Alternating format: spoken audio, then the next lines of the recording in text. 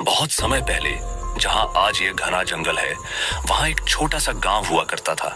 शांत, खुशहाल और सादा जिंदगी जीने वाला गांव। लेकिन एक दिन एक अजीब और घातक बीमारी ने गांव में दस्तक दी। ये बीमारी ऐसी थी कि जिसे भी होती वह 3 दिन के भीतर मर जाता। धीरे धीरे पूरा गांव इस महामारी की चपेट में आ गया।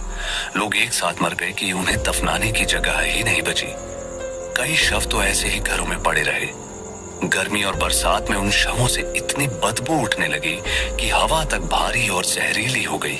लोग कहते हैं जो भी वहां से गुजरता बदबू से चक्कर खाकर गिर पड़ता। समय बीतने के साथ गांव पूरी तरह उजड़ गया। घर जर्जर होकर गिर पड़े और कुछ वर्षों में वहां घना जंगल उगाया।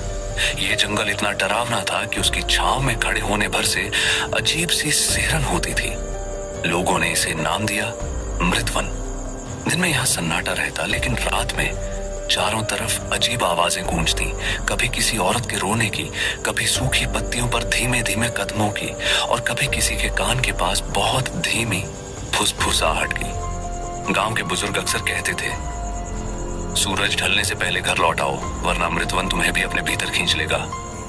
नए मेहमान कई सालों तक कोई भी वहां जाने की हिम्मत नहीं करता था।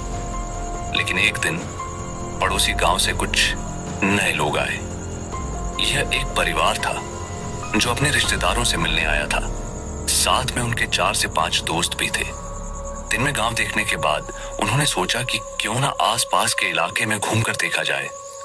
खेलते कूदते, बातें करते हुए वे लोग उसी पगडंडी पर पहुंच गए जो सीधे मृतवन की तरफ जाती थी।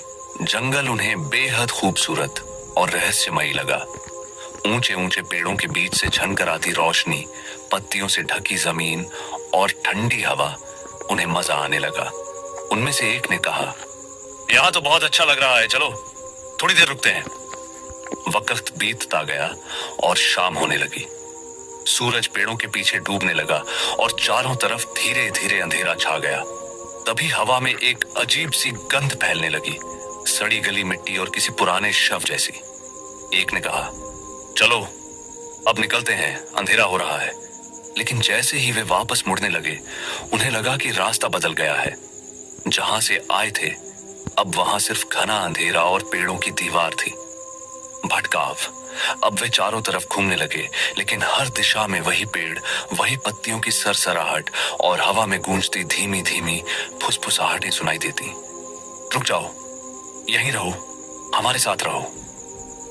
रात पूरी तरह उतर आई। पत्तों पर किसी के कदमों की आवाज उनके इर्द गिर्द घूमने लगी। ठंडी हवा के साथ बदबू और तेज हो गई। एक एक कर उनके चेहरों पर डर साफ दिखने लगा। कुछ देर बाद जंगल में सन्नाटा छा गया और उसके बाद बस एक सामूहिक चीख। सुबह का मंजर। अगली सुबह गांव के कुछ लोग हिम्मत करके जंगल के किनारे तक गए। वहां पगडंडी के पास जमीन पर 5 शव पड़े थे। सभी के चेहरे पीले पड़ चुके थे, होंठों पर सूखी मिट्टी लगी थी और आंखें पूरी तरह सफेद, बिना पुतलियों के। गांव के लोग बिना कुछ कहे शवों को वहीं छोड़कर भाग खड़े हुए। किसी ने उन्हें छुआ तक नहीं। उस दिन के बाद गांव के किसी भी इंसान ने मृतवन की तरफ मुंह नहीं किया।